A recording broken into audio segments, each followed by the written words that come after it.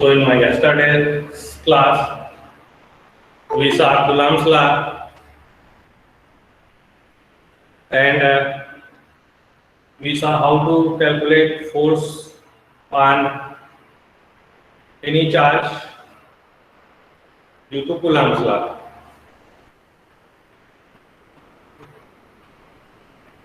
Then also I defined electric field and also calculated electric field due to point charges, and also we solved numerical based on point charges.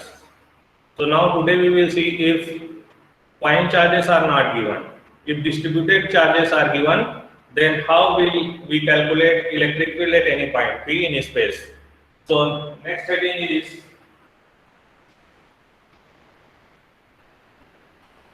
field due to distributed charges. Distributed or continuous.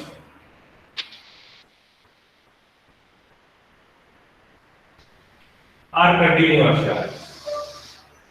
Field due to continuous or distributed charge. जैसे surface पे पूरा एक charge रखा हो, है ना, जैसे मैं बोल रहा हूँ ब्लैक बोर्ड है उसी पे रखा हो, या एक सीट है, पेपर सीट है, डाइलेक्ट्रिक मटेरियल है, सीट है, उस पे एक चार्ज रखा हो, एक लाइन चार्ज है ना, कोई एक पेन जैसा है या एक छोटा सा जो उसका रिफिल देखते हैं, इस टाइप का अगर कोई एक डाइलेक्ट्रिक मटेरियल हो जिसपे कंटिन्यूअस है, चार्ज यूनिफॉर्मली डिस्ट्रीब्यूटेड है, इसको हम लाइन चार्ज बोल सकते हैं वायर में।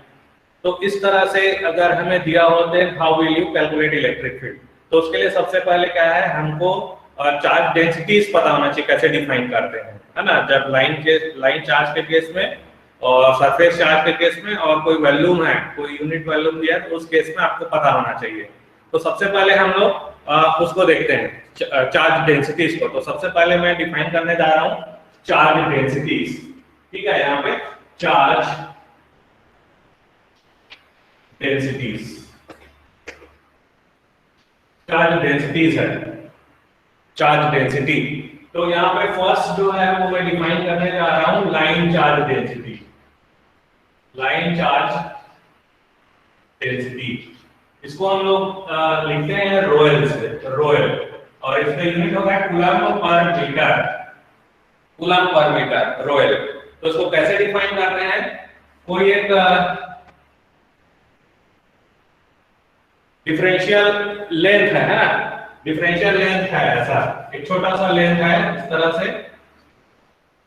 तरह से डेल एल, जिसपे है चार्ज है, सपोज डेल क्यू चार्ज है, ऐसा डिस्ट्रीब्यूटेड है, डेल क्यू चार्ज है, पूरा इस पे डिस्ट्रीब्यूटेड है, यूनिफॉर्मली डिस्ट्रीब्यूटेड है। तो उस केस में लाइन चार्ज डेंसिटी रोयल को मैं डिफाइन करता हूं, रोयल को डिफाइन करता हूं del Q charge per unit length, ऐसा। रोयल जो है charge density, line charge density को rho l that is charge per unit length coulomb per metre, but ये पूरा एग्जैक्ट नहीं है। इसमें क्या करते हैं, लिमिट लेते हैं, limit when del L tending towards 0, when del L मतलब ये श्रिंक होता है 0, तब जाके रोयल को मैं डिफाइन करता हूं, ठीक है। So rho l is equal to del Q divided by del L. तो ये लाइन चार्ज डेंसिटी डिफाइन करता हूं, और इसको ऐसा भी आप लिख सकते हो dq डिवाइडेड बाय dl, ऐसा कर। सो dq अगर आपको चाहिए, अगर हमें कई बार क्या होता है, हमको रोयल दिया है ना, जैसे ये है, सपोज है रोयल दिया, रोयल गिवन, रोयल गिवन है, तो और उसका लेंथ भी दिया रहेगा, आपको लेंथ भी दिया रहेगा, तो उसमें टोटल चार्ज कितना रहेगा आप कैसे निकालेंगे, तो टोटल चार्ज आप ऐसे निकालेंगे q इज इक्वल टू, इसको इंटीग्रेट कर देंगे, मतलब यहाँ पे आप देखिए कैसे लिखेंगे, dq is equal to dq की वैल्यू, dq कैसे लिखोगे, रो एल इनटू dl, ऐसा। तो अगर टोटल चार्ज निकालना है तो आप करेंगे इसको dq इंटीग्रेट करेंगे, and that is nothing but rho L dl। तो यहाँ पे एक सिंगल इंटीग्रेशन आ जाएगा, ऐसा। तो टोटल चार्ज आप निकालेंगे, ऐसा। तो हमें क्या होता है, जनरली चार्ज डेंसिटीज के फॉर्म में दिया रहता है, डिस्ट्रीब्यूटेड जब चार्ज होगा, जब फील्ड कैलकुलेशन होगा, तो उस केस में हमें जो दिया रहता है, आपको जो दिया जाएगा, वो जो दिया रहेगा हमें रोयल दिया रहेगा, जैसे लाइन चार्ज है ना, तो याद रखिएगा टोटल चार्ज भी निकाल सकते हो। ऐसा क्वेश्चन भी आता है कि रोयल है, इस फंक्शन में वेरी कर रहा है, और ये लेंथ है यहाँ से यहाँ वेरी कर रहा है, तो उसमें जो है कंडक्टर में है या कोई डाइलेक्ट्रिक मटेरियल है तो टोटल चार्ज कितना होगा उसमें निकाल दो करके। तो आपको सिंपली इंटीग्रेट करना है और लिमिट रखना है। तो ये इस तरह से निकालते हैं चार्ज डेंसिटीज है लाइन चार्ज। अब दूसरा होता है सरफेस चार्ज।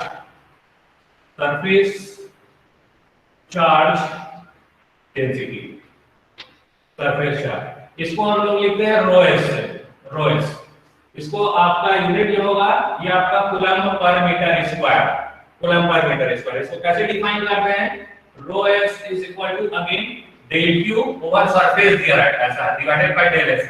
तो एक जैसे एक बड़ा सा सरफेस है ऐसा, तो इसमें क्या है छोटा सा सरफेस ले लेते हैं हम लोग ऐसा, इसको हम लोग बोल रहे हैं दैट इज डेल s।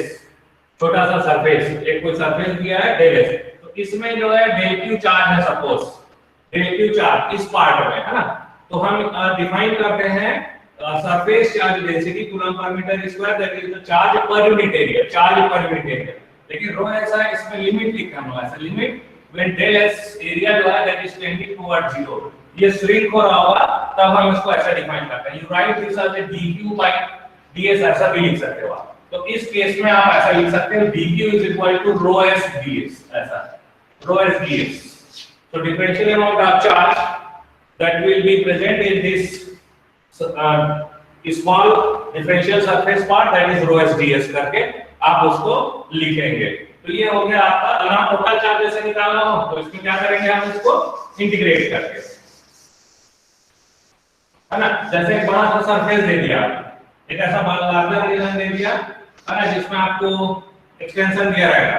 ये हो सकता है ये y1 से लेके y2 तक, z1 से लेके z2 तक, इस तरह से इसका एक्सटेंशन हो।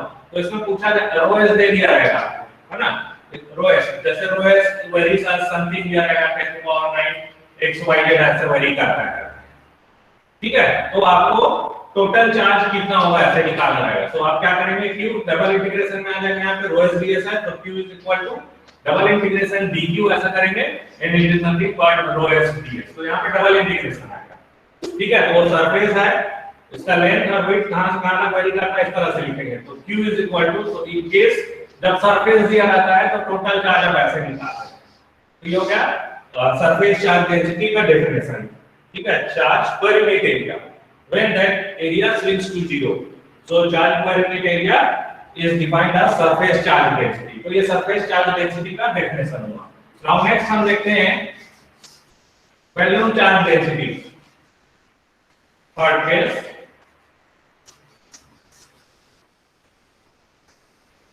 now third case we are going to see volume charge density। so third case हो गया volume charge density, we write it as rho v, है ना, rho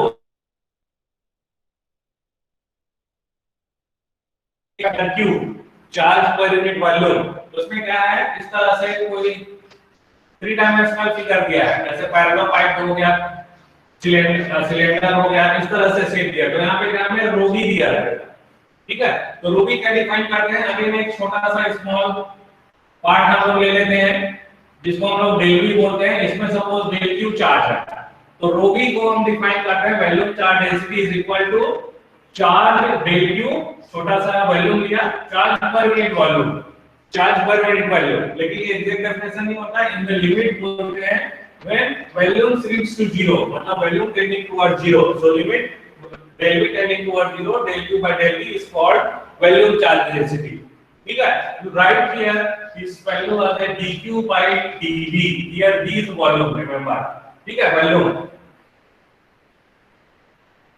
v is volume, आता है वॉल्यूम।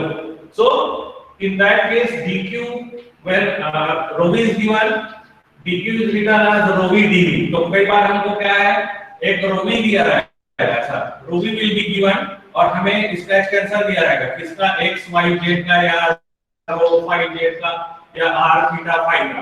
तो उसमें चार्ज निकालने जा सकते हैं उस रीजन में टोटल चार्ज कितना है। So in that case q in that region will be triple integration करके निकालेंगे, है ना। So that is rho v dv ऐसा। और ये dv कितना होगा आपको मालूम है, जैसे कार्टेशियन सिस्टम हुआ तो dx dy dz रहेगा, स्फेरिकल सिस्टम हुआ तो dv का मतलब है रो d रो d phi dz होगा, और dv अगर स्फेरिकल है तो r square sin theta dr d theta d phi रहेगा, इस तरीके से। तो उसको आपको सॉल्व करना है। तो ये q है, टोटल चार्ज ऐसा है। तो ये हो गया आपका चार्ज। इसका भी न्यूमेरिकल करेंगे हम लोग। चार्ज कैसे निकालते हैं जब डेंसिटीज दिया हो हमको, चाहे रोए हो, रोएस हो या रोवी हमको दिया हो, तो हम टोटल चार्ज निकाल सकते हैं। तो ये हो गया हमारा तीनों चार्ज डेंसिटीज। तो क्या होता है कि हमें जो है कई बार आप देखेंगे पॉइंट चार्जेस पॉसिबल नहीं है। कई बार आपको सरफेस चार्ज, जैसे सरफेस चार्ज होता है आपका पैरेलल प्लेट कैपेसिटर में देखेंगे है ना, तो प्लेट वगैरह उसमें चार्ज डिस्ट्रीब्यूटेड रहते हैं, ठीक है। वायर वगैरह में सिलिंड्रिकल कैपेसिटर वगैरह में मिलेंगे तो हालांकि खैर जो सिलिंड्रिकल सरफेस है उसमें रहता है, लेकिन एक वॉल्यूम में भी हो सकता है चार्ज होगा, तो उस केस में हम लोग वॉल्यूम चार्ज डेंसिटी डिफाइन करते हैं। तो अब डिस्ट्रीब्यूटेड चार्ज के केस में कैसे निकालते हैं इलेक्ट्रिक फील्ड को, उसको देखना है। फिर अब उसका एप्लीकेशन हम लोग लाइन चार्ज, सरफेस चार्ज में देखते हैं, जो कि मेन एग्जाम में आता है। So electric field due to continuous charge, continuous charge है ना। तो इसमें क्या करते हैं, सपोज है एक लाइन चार्ज मुझे दिया है, एक लाइन चार्ज। तो पहले लाइन चार्ज के केस में देख लेते हैं। ये लाइन चार्ज है, सपोज इट इज गिवन इस तरह से, एक वायर है, इसका एक्सटेंशन दिया हुआ है। तो ये कहीं भी हो सकता है, डिस्प्लेस टुवर्ड z एक्सिस भी हो सकता है, जहां पे z है माइनस इनफाइनाइट टू इनफाइनाइट, मतलब इनफाइनाइट लॉन्ग वायर है। इसमें हमको रोएल दिया रहता है, तो इसमें बोलते हैं इलेक्ट्रिक फील्ड कैलकुलेट कर दीजिए 8 पॉइंट p। तो क्या करना है, हम बेसिकली कूलम लॉ अप्लाई करके ही करते हैं। इसके लिए क्या करते हैं हम लोग, ये suppose z is equal to 0 part है ना, तो एक z हाइट पे हम लोग क्या करते हैं, एक जो dz लेंथ का, जिसको मैं बोल रहा हूं, ये आपको जो बताया था dl लेंथ है ना, इसमें सपोज है चार्ज है वो dq है ऐसा। तो ये कोई पॉइंट p सपोज यहां पे निकालना है आपको, तो ये जो है उसको हम लोग फर्स्ट पॉइंट लेते हैं। चार्ज यहां पे फर्स्ट पॉइंट दिया है, p जो है कैलकुलेशन है, जहां पे इलेक्ट्रिक फील्ड निकालना है उसको हम लोग take as a second point, इसको हम लोग सेकंड पॉइंट जैसा लेते हैं। तो यहां से फिर एक लाइन अपन ऐसे ड्रा करते हैं है ना। तो यहां से जो डिस्टेंस बनेगा r12 या वेक्टर बनेगा 1 से लेके टू r12 वेक्टर बोलेंगे, और इसका जो मैग्नीट्यूड रहेगा वो r12 रहता है। तो हम सबसे पहले क्या कैलकुलेट करते हैं, ये जो है इस पार्ट में जो dq है, मतलब वी कैलकुलेट de, इसको बोलते हैं हम लोग differential amount of field due to dq है ना, जो कि प्लेस्ड है dq that is placed at 1 जो कि यहाँ पे पॉइंट 1 पे है, ये 1 पे। उसके कारण तो हम लोग पहले ऐसे लिखते हैं de वेक्टर। तो कूलम लॉ के अनुसार क्या कहता है, dq ऐसा बोलता है divided by 4 pi epsilon not. अगर फ्री स्पेस में रखा गया तो मोस्टली हम लोग फ्री स्पेस केस करते हैं, तो 4 पाई एप्सिलॉन नॉट, और ये हो गया r12 का स्क्वायर, और यूनिट वेक्टर्स तो a12 ऐसा इस तरह। तो ये a12 इधर यूनिट वेक्टर्स है, तो a12 की वैल्यू ऐसे लिखते हैं।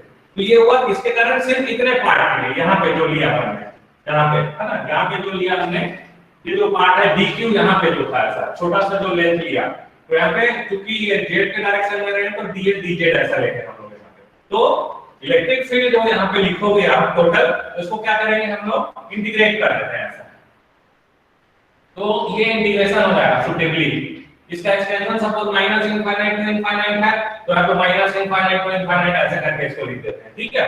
और dq का मालूम होता है हमको, और यहाँ पे dq will be that is equal to rho l dl, और dl यहाँ पर हम क्या लेते हैं, rho l dz ऐसा करके। तो यहाँ पे आप डायरेक्टली पुट कर लेते हैं, ठीक है।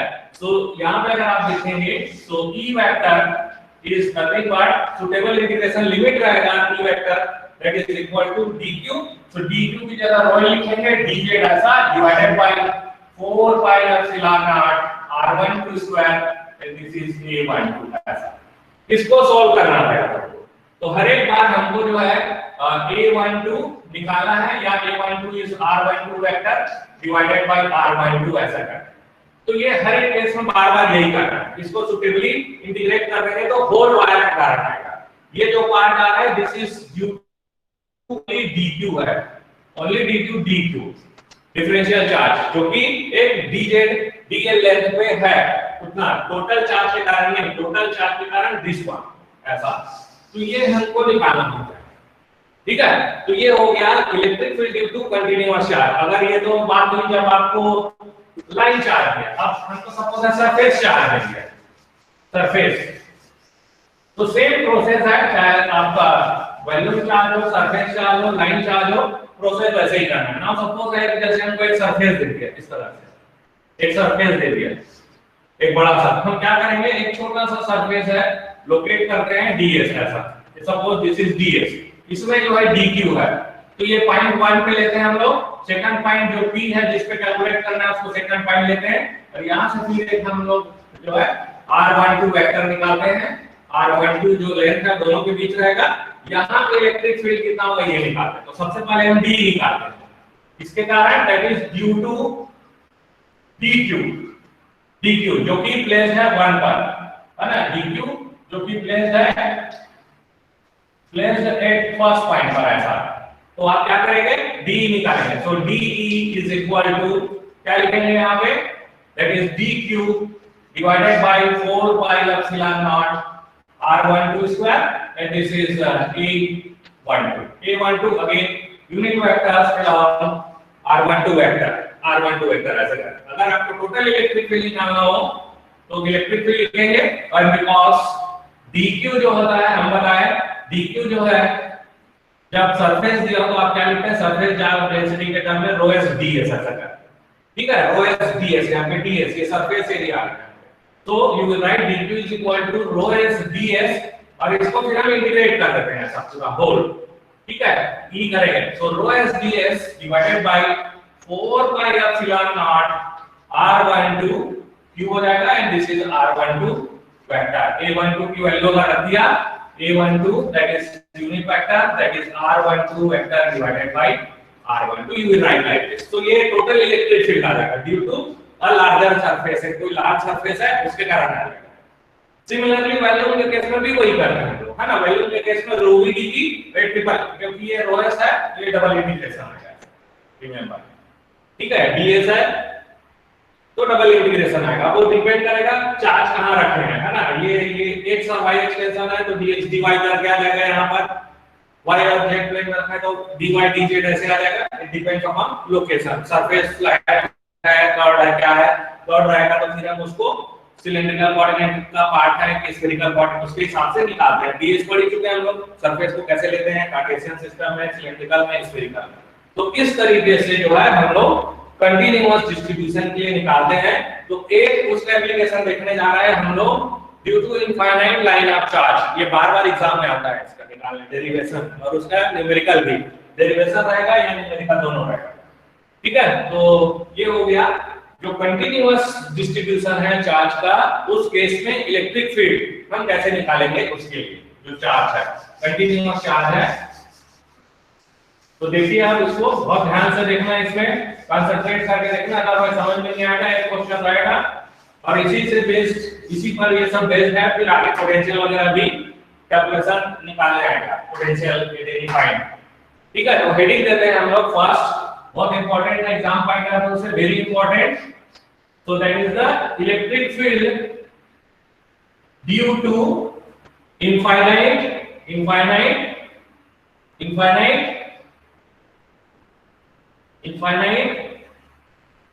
long wire having uniform charge density rho l coulomb per meter. Electric field due to infinite long wire having uniform charge density rho l coulomb per meter. इसका डायग्राम है, मैं यहाँ पे बना रहा हूँ, देखिए कैसे करना है। हमको एक वायर दिया है, सपोज है हम इसमें अज्यूम कर लेते हैं, सपोज ये देखिएगा मैं यहाँ पे बना दे रहा हूँ, कार्टेशियन सिस्टम में x y z, ये x एक्सिस हो गया, ये y एक्सिस हो गया, ये z एक्सिस हो गया, ठीक है। तो इसमें हम अज्यूम कर रहे हैं कि जो वायर है आपका, ये देखिए इसको वायर है, मैं थोड़ा सा इसको डायमीटर दिखा रहा हूं, ऐसे इस तरह से वायर है, तीन वायर है, लॉन्ग तीन वायर, एक तीन वायर है, ये इसका एक्सटेंशन है माइनस इनफाइनाइट, जेड है, वेरी फ्रॉम मतलब इनफाइनाइटली लॉन्ग है, इनफाइनाइटली लॉन्ग केस में ही आता है, इनफाइनाइटली भी निकाल सकते हैं, और ये जो है ये जो है इधर जा रहा है दैट इज प्लस इनफाइनाइट, इस तरह से, ये वायर रखा हुआ है ऐसा, ठीक है। तो ये कोई पॉइंट पी है यहाँ पे, इस पे हमको निकालना है, ठीक है। तो हम जो है इसको डील करते हैं, इसमें सिलेंड्रिकल कोऑर्डिनेट में डील करते हैं। इसको हम कार्टेशियन में भी कर सकते हैं, बट चूंकि वायर है वो सिमेट्रिक है अबाउट दिस रो एक्सिस बोल सकते हो, तो हम लोग उसको वायर जो है सिलेंड्रिकल शेप में होता है, उसको सिलेंड्रिकल कोऑर्डिनेट में लेते हैं, ठीक है। तो ये कह रहा है कि electric field due to finite arm wire having charge density rho, तो इसमें हमको रोएल दिया रहता है, rho L coulomb per metre, charge नहीं दिया रहता है, चार्ज नहीं दिया रहता, एक कोई पॉइंट है उसका कोऑर्डिनेट दिया रहेगा आपको, है ना, वहां पे निकालना। तो सपोज ये पॉइंट है, हम यहाँ पे अभी बोल रहे हैं ये रो डिस्टेंस पर है, सिलेंड्रिकल कोऑर्डिनेट है तो रो डिस्टेंस ले लिया, ये सपोज है आपका ओरिजिन, ठीक है। तो ये जो शॉर्टेस्ट डिस्टेंस है, ऐसा परपेंडिकुलर डिस्टेंस है, मतलब एक वायर ऐसे गए तो उसके परपेंडिकुलर डिस्टेंस पे यहाँ कहीं पे हमको निकालना है what will be the value of electric field due to whole wire, ये पूरा जो वायर है उसके कारण निकालना है, ठीक है। तो जैसे मैंने क्या कहा, क्या करना है हमको, ये z इज इक्वल टू 0 हो गया, यहाँ पे z इज इक्वल टू 0, फिर ये z माइनस है, z प्लस है ऐसा, ठीक है। सो this is z less than 0 है और इधर z ग्रेटर देन 0 है, और यहाँ पे आप बोल सकते हो z इज इक्वल टू 0 है ऐसा। तो क्या करना है इसमें, एक z हाइट पे, यहाँ पे ऐसा एक z हाइट पे हमको ये देखिएगा, एक छोटा सा आपको क्या करना है, एक dl लेंथ लेना है, that is equal to dz रहेगा। तो ये इसको बोलेंगे हम लोग 0.1, दिस इज 0.1, ये जो है हमारा 0.1 बन गया ऐसा, this is at 0.1, this is 0.1, ठीक है। ये जो आपका 0.1 बन गया ऐसा 0.1। तो यहाँ पे सपोज चार्ज है वो है dq इसमें, तो dz dl लेंथ में dq चार्ज है, तो ये जो पॉइंट है 1 है ना, 1 हो गया। तो इसका जब कोऑर्डिनेट होगा तो क्या आएगा, चूंकि इसे z एक्सिस 0 0 z बनेगा और हम इसको सिलेंड्रिकल कोऑर्डिनेट में कर रहे हैं, ठीक है। यहाँ पे आप ले रहे हो तो ये जो ये मैंने कहा ये फर्स्ट पॉइंट, जहाँ पे कैलकुलेट करना है उसको सेकंड पॉइंट है, ठीक है। तो यहाँ पे क्या करेंगे, 1 और 2 को ऐसे कनेक्ट करेंगे ऐसा, तो ये जो बनेगा आपका r12 वेक्टर ऐसा, दिस इज r12 वेक्टर, और ये जो सेकंड है यहाँ से बोल रहे हैं इसको हम लोग स्मॉल r2 वेक्टर ले लेते हैं ऐसा, और ये जो है जो चार्ज यहाँ पे प्लेस है उसको r1 वेक्टर ऐसा ले लेते हैं। तो आप देखेंगे ये ऊपर की तरफ ऐसा नीचे, तो ये जो है r1 small vector plus r12 capital vector that is equal to हम लोग लिखते हैं r2 वेक्टर स्मॉल, तो r12 वेक्टर जो आएगा that is equal to small r2 minus r1 vector ऐसा लिखते हैं, ठीक है। आपको जो ध्यान देना है यहाँ पे what will B r2 vector, r2 vector इधर हम लोग ले रहे हैं, है ना, सिलेंड्रिकल कोऑर्डिनेट में, तो ये जो रहता है डायरेक्शन ऑफ एरो होता है यूनिट वेक्टर, तो ये आप सिंपली रो एरो करके लिखोगे इसको, है ना। जैसे y डिस्टेंस हुआ और y डायरेक्शन में अगर लिया मैं तो y y करके होगा ऐसा, तो मान के चलो कि यही मेरा y एक्सिस है और वही मेरा एरो है भी फॉर टाइम भी, तो r2 vector is rho arrow लिखोगे, और ये z डिस्टेंस पर है तो r1 वेक्टर है आप लिखोगे ऐसा z az ऊपर की तरफ, r1 वेक्टर यहाँ पर, तो इसको अगर लिखना भी चाहो तो ये 0 0 z ऐसे लिखोगे आप इसको, ठीक है। और ये जो हो गया आपका यहाँ पे जो है पॉइंट 0 0 0 ऐसा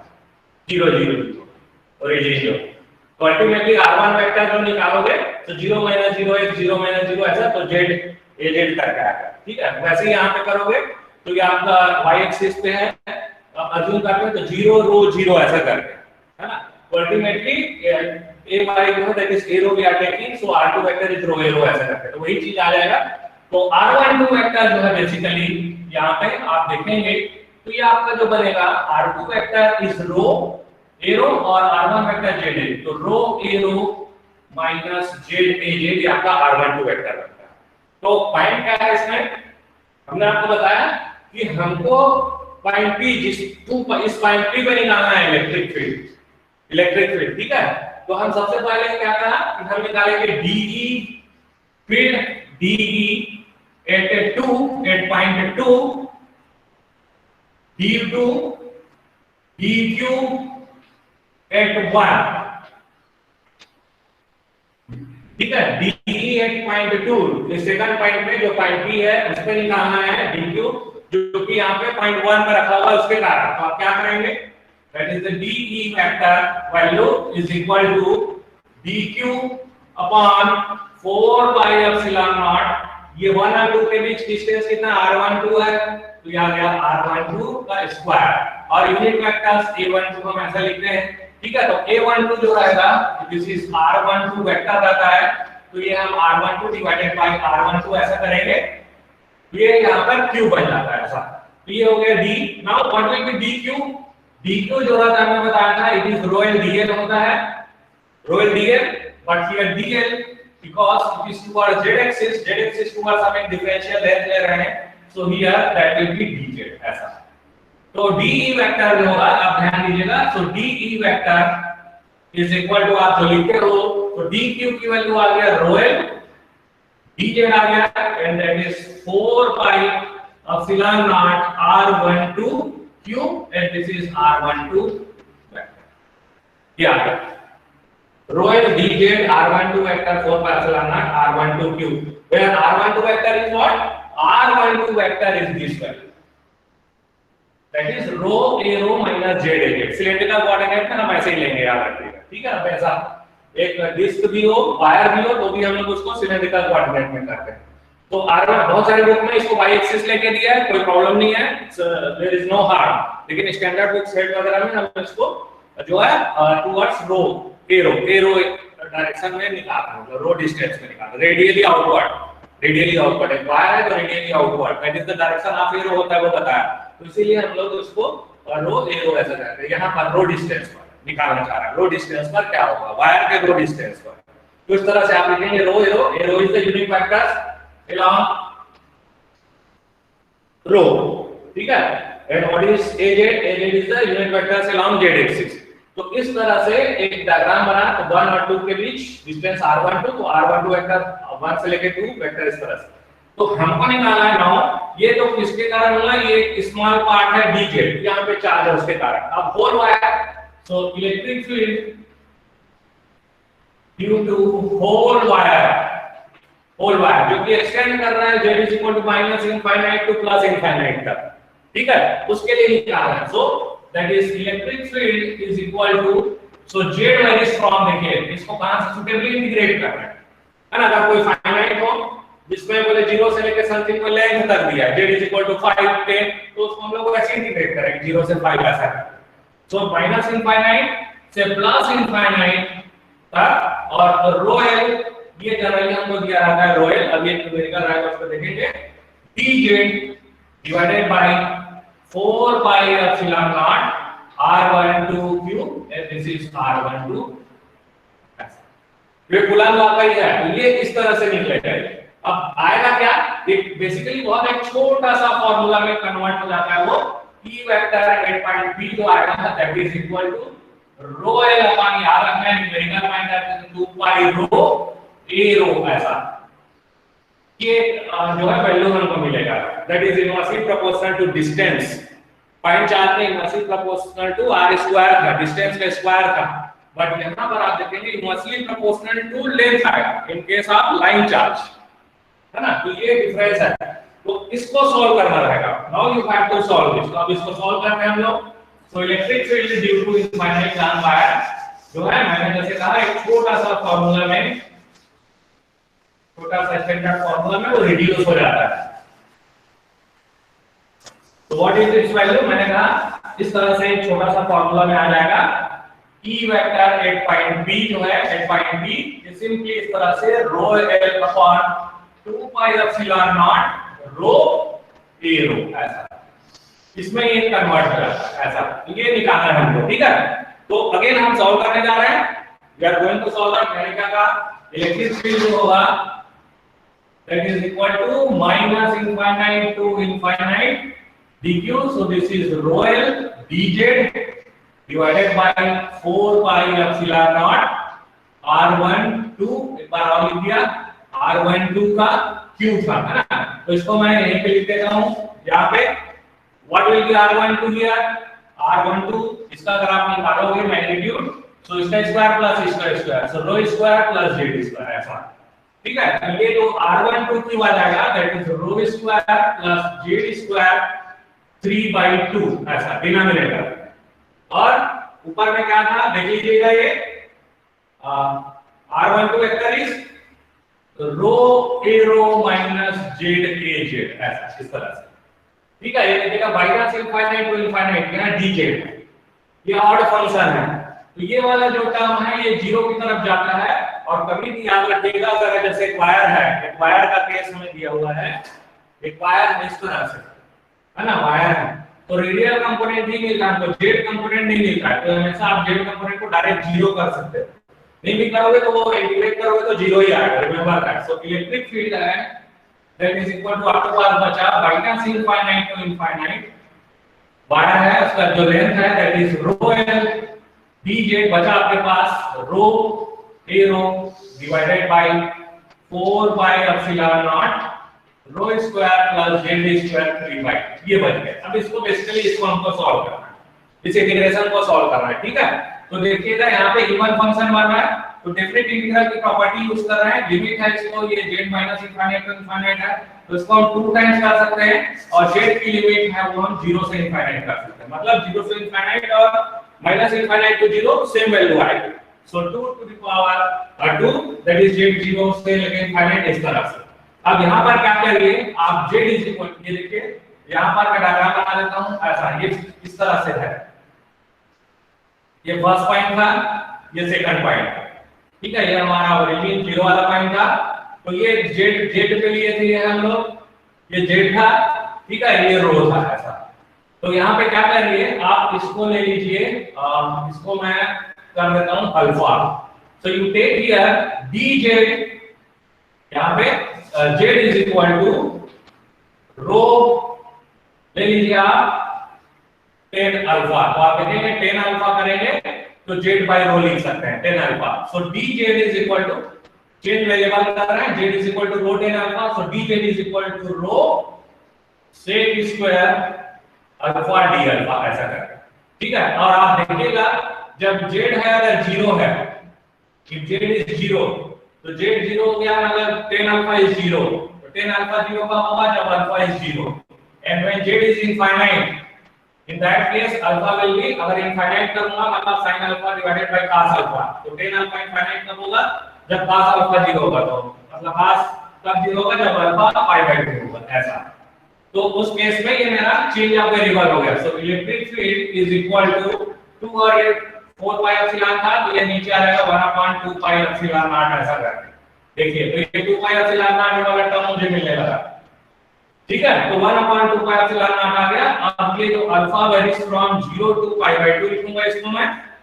देन हियर रो एल, ये रो ऑलरेडी था, ये वाला टर्म लिखा, ये लिखा, और इसका डायरेक्शन एरो था तो एरो टर्म भी लिख दिया। अब dz की value I am going to write, so dz is equal to again rho sec square alpha d alpha divided by, ये तो टर्म है 2, ये कैंसिल होकर रख दिया था। अब यहां पे आ जाएगा z स्क्वायर, तो ये आ जाएगा rho square plus rho square 10 square alpha.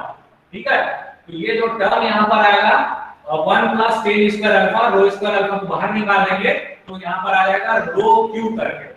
ठीक है, रो क्यू, रो स्क्वायर को बाहर निकालेंगे 3/2 तो रो क्यू आएगा, और यहां पर आ जाएगा 1 plus 10 square alpha, so that is sec square alpha, तो यहां पे आ जाएगा आपका sec क्यू अल्फा नीचे डिनोमिनेटर में। ठीक है, डिनोमिनेटर मैं यहीं पे ही कर रहा हूं, पूरा भाग यहीं पे कर रहा हूं। I am doing calculation here क्योंकि स्पेस नहीं है मेरे पास यहां पे नीचे में। और तो ये देखिएगा ऊपर में रो स्क्वायर आया, नीचे में रो आया, ऊपर में sec स्क्वायर अल्फा बचा, नीचे में sec क्यू अल्फा बचा, तो अल्टीमेटली 1/5 sec अल्फा बचेगा। ऊपर क्या बचेगा आपके पास जो टर्म है जो बचेगा मैं लिख देता हूं यहां पे। So you will get here rho L जो था बाहर मैं कर देता हूं ए रो, और यहां पे आया अल्फा जो है 0 से pi/2, और यहां पे सिंपली आ जाएगा x cos alpha d alpha, और नीचे रो था एक, तो ये रो नीचे ले जाएगा ऐसा। तो अब इसको इंटीग्रेट कर सकते हैं। So E vector is equal to rho L upon 2 pi epsilon naught a rho cos alpha का इंटीग्रेशन sin अल्फा। 0 से पाई बाई 2, ठीक है, 0 से पाई बाई 2, तो sin pi by 2 minus sin 0, तो sin पाई बाई 2 इज 1, ठीक है, and sin 0 is 0, तो ये आ गया मेरा, ये रो नीचे था ये, तो देखिए ये मेरा आंसर आ गया, ठीक है। So electric field you see that inversely proportional to rho, rho distance का, ठीक है।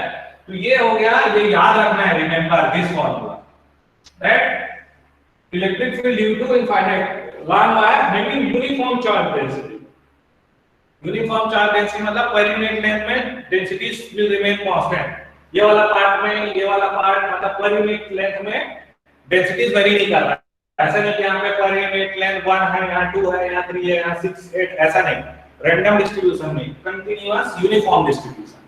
तो उस केस में हम लोग rho L upon 2 pi epsilon naught rho L, ये फार्मूला आता है, वो मैंने कहा आप उसको लिख सकते हैं, ठीक है।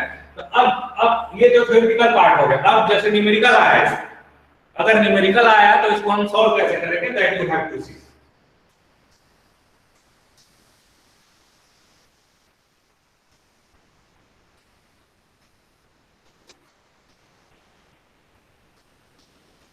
तो देखिए जो स्टैंडर्ड फार्मूला बना मैं लिख देता हूं,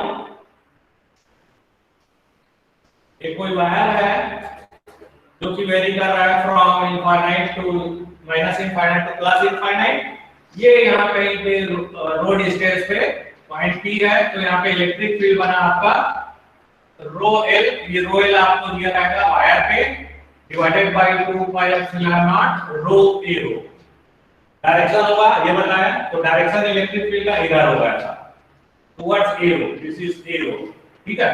तो न्यूमेरिकल में हमको क्या करना है, हमेशा हमको एक वायर दिया है ऐसा न्यूमेरिकल पॉइंट ऑफ व्यू से, अब ये कोई जरूरी नहीं है, ये कहीं पर भी हो सकता है, ये जेड एक्सिस हो सकता है, एक बार ऐसा इस तरह से एक्स एक्सिस पे रखा हो, ऐसा भी हो सकता है, टुवर्ड्स वाई एक्सिस हो सकता है, टुवर्ड्स ऐसा भी एक्स एक्सिस है, टुवर्ड्स एक्स एक्सिस ऐसा भी हो सकता है।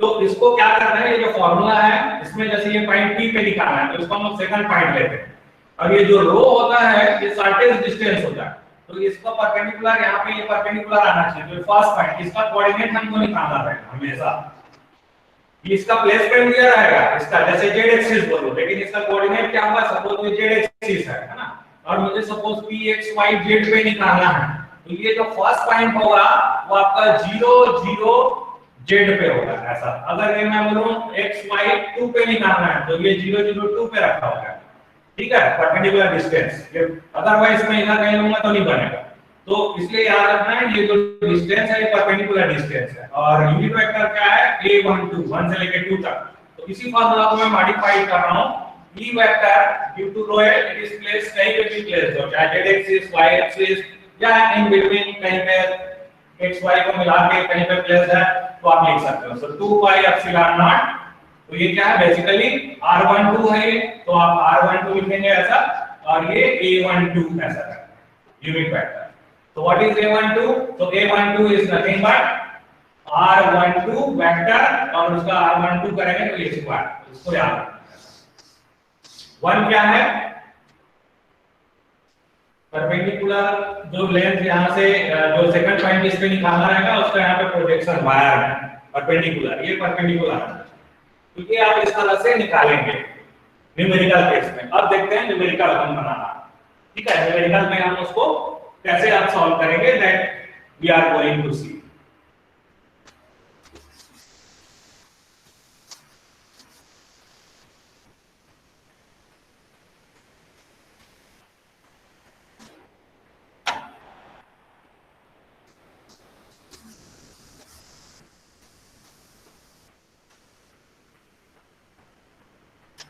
न्यूमेरिकल है,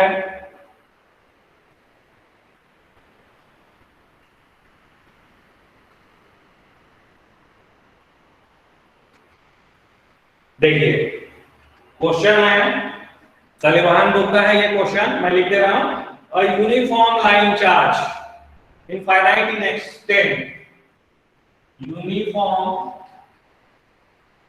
लाइन चार्ज का इनफाइनाइट एक्सटेंट का हो रहा है, ठीक है, इनफाइनाइट एक्सटेंट का है, which value rho L rho L is equal to 40 nanocoulomb per meter lies along the z axis, along z axis, z axis पे रखा है, जो हम अज्यूम किए थे उसमें रखा है, lies along the z axis. Determine electric field at the point P whose coordinates are 683. इस पॉइंट पे निकालना है 683 पे, 683 पे। तो देखिए क्या करना है हमको, टुवर्ड्स z एक्सिस दिया हुआ है, आप ध्यान से देखिए यहाँ पे ये वायर है, it is placed towards z axis ऐसा, इनफाइनाइट इन एक्सटेंट है, माइनस इनफाइनाइट से प्लस इनफाइनाइट तक। कहां पे निकालना है 683, यहां पर कोई पॉइंट है उस पे निकालना है। देखिए ये पॉइंट P है जो कि 683, मतलब ये सेकंड पॉइंट है, हमें यहां पे निकालना है इलेक्ट्रिक फील्ड, ठीक है। तो ये क्या करेंगे, ये इसको प्रोजेक्ट करेंगे यहां पे ऐसा, परपेंडिकुलर आना चाहिए। तो ये सेकंड पॉइंट हुआ, ये 1 पॉइंट हुआ ऐसा, तो डिस्टेंस बनेगा r12। तो ये फर्स्ट पॉइंट है, इसका कोऑर्डिनेट क्या लेना है आपको ध्यान देना है। अब it is placed towards what axis, z axis पे है, तो z एक्सिस पे कोई पॉइंट है, उसका कोऑर्डिनेट क्या होगा 0 0 z, x 0 रहेगा, y 0 रहेगा because it is z axis, और ये z होगा। तो z मुझे क्या लेना है, यहाँ पे 3 लेना है। तो फर्स्ट पॉइंट का कोऑर्डिनेट आएगा 0 0 और 3 लूंगा, तब जाके r12 मेरा यहाँ पे परपेंडिकुलर डिस्टेंस मिनिमम डिस्टेंस बनेगा, अदरवाइज नहीं बनेगा। अदरवाइज 2.2 कुछ और ले लूंगा तो फिर मेरा कट ऑफ जाएगा ऐसा। तो ये जो पॉइंट है याद रखना है आपको, 003 लेना है, 003। क्लियर है, क्लियर हो रहा है आप लोग तो क्लास अटेंड कर रहे हैं, देखिए 003 लेना है फर्स्ट पॉइंट, क्योंकि ये 68, अगर इसको मैं बोलूं 684 पे निकालो तो इसको मैं 4 लूंगा, ठीक है। तो आपको ये निकालना है r12 वेक्टर ऐसा, ठीक है। तो ये जो फर्स्ट पॉइंट है आपका ये हो गया, और ये सेकंड पॉइंट है जहां पे, तो ये फर्स्ट पॉइंट है आपका 003 हो जाएगा, और सेकंड पॉइंट है दैट इज 683, यहां पे मुझे इलेक्ट्रिक फील्ड निकालना है सेकंड पॉइंट, ठीक है। तो r12 वेक्टर निकालेंगे हम लोग ऐसा, देखिए r12 वेक्टर, तो फार्मूला है मेरा that is E vector is equal to rho L upon 2 pi epsilon naught, क्या है r12 का स्क्वायर, और r12 वेक्टर ये होता है, अभी मैंने कहा, ठीक है, होता है क्या आप रख लीजिए। So E vector is equal to, so what is r12 vector, so r12 vector is equal to, ये 683 है, ये 003 है, तो x2 y2 z2 है, x1 y1 z1 है, तो r12 वेक्टर इज 6 माइनस 0, तो ये क्या रहेगा 6 8x प्लस 8ay, और ये 3 माइनस 3 az, तो दैट इज 0 az, तो ये az टर्म नहीं आएगा, 6x प्लस 8ay आ जाएगा ऐसा, ठीक है। तो ये हो गया आपका r12 vector. So now what is r12, r12 is under root of 6 का square plus 8 square, so that is equal to 636 plus 64, so that is 100 का, so that is 10, r12 आ गया आपका 10 आ गया, ठीक है। तो ये आप सब वैल्यू लिख दीजिए वहां पे। सो E vector is rho L, अब rho L हो गया, वो भी लिख देते हैं 40, so this is 40 into 10 to power 9 नैनोकूलम्ब होता है, ठीक है। इसको मैं क्या कर दे रहा हूं, यहां पे देखिए, इसको मैं 2 कर दे रहा हूं, और इसको फिर मैं 4 कर दे रहा हूं ऐसा, 4 पाई एप्सिलॉन, ठीक है, क्योंकि 1/4 पाई एप्सिलॉन नॉट की वैल्यू मुझे पता होता है। तो ये मैं लिख दिया 2, देखिए 1/4 पाई एप्सिलॉन नॉट की वैल्यू रख दिया 9 into 10 to power 9 जो बोलते हैं, रख दिया, ठीक है।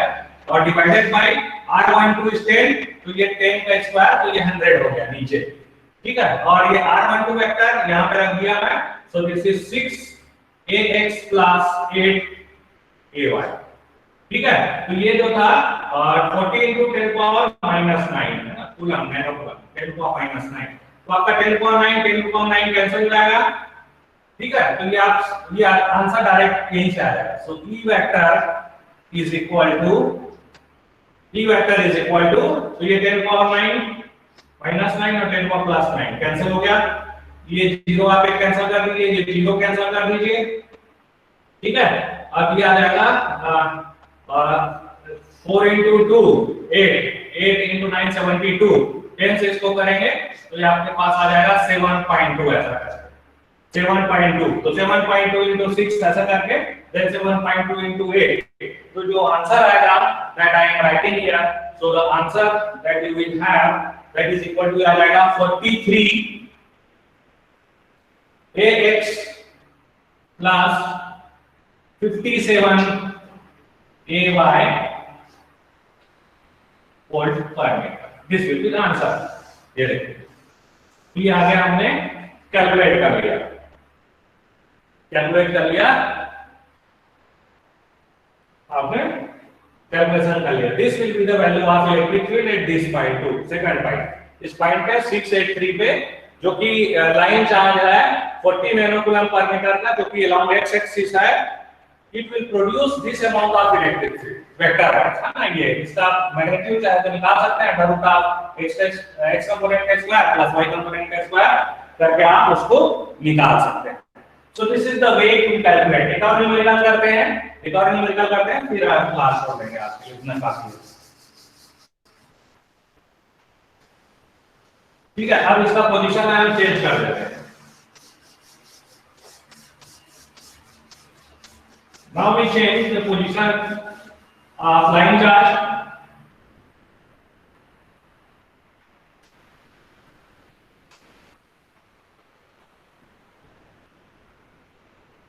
ठीक है. So again, a uniform line charge infinite in extent having rho L is equal to 24 नैनोकूलम पर metre in free space is located at y is equal to 1, z is equal to 2. अब ना x एक्सिस पे ना y axis पे. अब ये y is equal to 1 पे है and z is equal to 2. ठीक है. y z प्लेन में रखा है. तो ये बोल रहा है find electric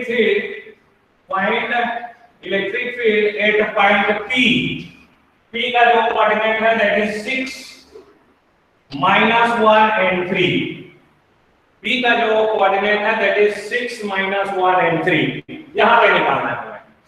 ठीक है. क्या बोल रहा है y is equal to 1 और z is equal to 2 पे एक uniform line charge density infinite extent का जिसकी वैल्यू है 24 नैनोकूलम पर मीटर है.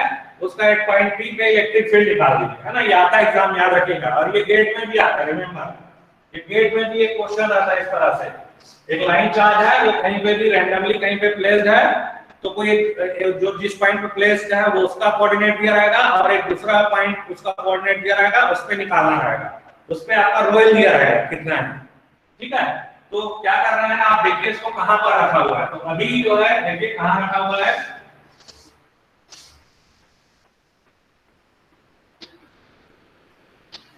ये जो चार्ज है it is placed eight y is equal to 1 and z is equal to 2.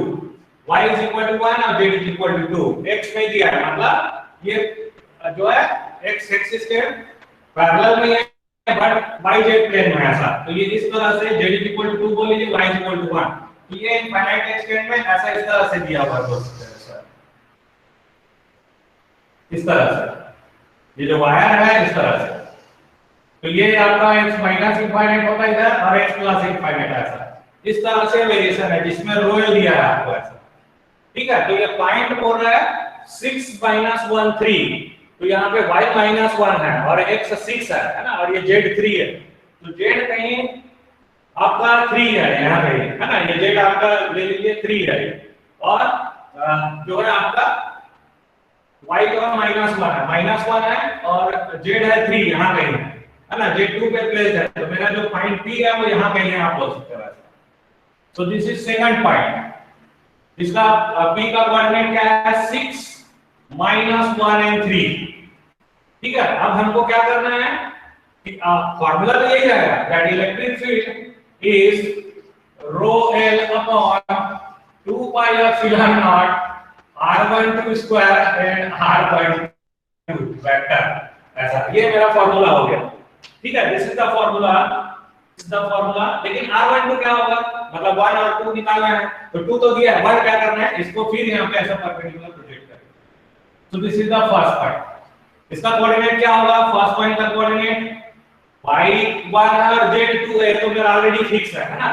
So this is 1 y हो गया और z2 हो गया। अब जो लेना है आपको x को लेना है, तो x कितना लोगे यहाँ पे आप बताइए, x कितना लोगे आप लोग, फर्स्ट पॉइंट का x कोऑर्डिनेट क्या लोगे आप लोग, कौन बताएगा, बताइए, सुन रहे हैं, हेलो, हाँ 6 लेंगे, ठीक है, कौन है, अमित कुमार, गुड, 6 लेंगे, ठीक है, तभी जाके वो शॉर्टेस्ट डिस्टेंस आएगा, परपेंडिकुलर डिस्टेंस आएगा 6, गुड। तो ये आप बोलोगे यहाँ पर this value you will take it as 6, good, ठीक है। तो ये आपका R12 निकल गया, हर बार यही करना रहेगा हमको, हमें लोकेशन दिया रहेगा और उसका जो है उस वायर में फर्स्ट पॉइंट को निकालना है, तो ये हमारा हो जाएगा इस पॉइंट पे निकालना है, मतलब हमको R12 वेक्टर यहां से निकालना है। तो R12 वेक्टर निकल गया, यहाँ पे देखिए कितना आसान है R12 वेक्टर, क्योंकि कोऑर्डिनेट आपको पता चल ही गया है। तो 6 - 6 0 आ गया, एंड देन 1 -1, सो ये आ जाएगा 2 ay, और फिर 2 - 3, सो सॉरी उधर से ऐसे जा रहा है ना, 2 से 1 में वो करते हैं, तो 6 - 6 0 हो गया, -1 फिर ये -1 R12 वेक्टर, तो ये आ जाएगा -2 ay प्लस, और ये 3 है और इधर 2 है, so that is 3 - 2, so that is, ये देखिए आ गया। अब R12 निकालेंगे, R12 so that is under root of 2 का square 4 + 1, so this is under root 5 आ गया, और अगर R12 स्क्वायर हमको चाहिए सो दिस इज 5, तो यहां पे रख दीजिए और वही आंसर है, देखिए कितना आसान होता है। So e value is equal to, again इसको मैं यहां 2 कर देता हूं तो ये 4 हो जाएगा, ठीक है। सो 2 मैं वैल्यूज रख रहा हूं, रो वैल्यू आपको 24 into 10⁻⁹ नैनोकूलम में है, ठीक है, और ये वैल्यू रखी मैंने किसकी, 9 into 10⁻⁹ रखा 1/4 की वैल्यू का। अब R12 वेक्टर की वैल्यू रख देता हूं -2ay प्लस az, और divided by R12 square, so this is nothing but 5, तो इसको ओपन कर दीजिए। So electric field is equal to, ये मेरे पास आ जाएगा answer, that is equal to जो है -172.8 ay प्लस 86.4 az, ऐसा। तो ऐसे बहुत सारे न्यूमेरिकल हैं जो बुक्स में दिए हैं, आप लोग उसको सॉल्व कर सकते हैं, अलग-अलग जगह पे रखा हुआ है, लाइन चार्ज, इनफाइनाइट लिमिट्स पे। So this is the way to calculate, यही आंसर है आपका, कुछ नहीं करना है, इसको बस प्रॉपर मल्टीप्लाई करना है, जो भी टर्म आएगा उसको मल्टीप्लाई करेंगे तो -172.8 + 86.4 az, और यूनिट के साथ लिखना है आंसर हमेशा, सो दैट इज वोल्ट पर मीटर, वोल्ट पर मीटर इज वोल्ट पर मीटर। तो इस तरीके से यू हैव टू सॉल्व, ठीक है। तो आज के लिए इतना ही करते हैं, अब आप नेक्स्ट क्लास में आएंगे तो या तो रिग का केस देखेंगे या सीट ऑफ चार्ज, डिस्क वगैरह का केस देखेंगे, फिर आगे चलेंगे। तो ये गेट में भी आता है, याद रखिएगा, from gate point of view, so very important. कोई डाउट हो तो पूछ सकते हो, अदरवाइज फिर और पढ़िए, फिर नेक्स्ट क्लास में आप पूछिएगा, ठीक है। तो this is the way to calculate electric field due to line charge के, है ना। तो इनफाइनाइट लाइन चार्ज के लिए देखा, थ्योरेटिकली भी आता है सीएसवीक्यू एग्जाम के लिए, या अभी तो सीएसवीक्यू एग्जाम पॉइंट ऑफ व्यू से ये पूछते ही हैं, इनफैक्ट जो इनफाइनाइट लाइन है चार्ज है उसके लिए फॉर्मूला निकाल लीजिए ईएल का, अभी इसी लास्ट ईयर भी आया था, ये रिपीट होते रहते हैं। जो लोग नहीं आए उनको बोलिएगा वीडियो देखेंगे, नहीं तो आगे की क्लासेस समझ में नहीं आएंगे।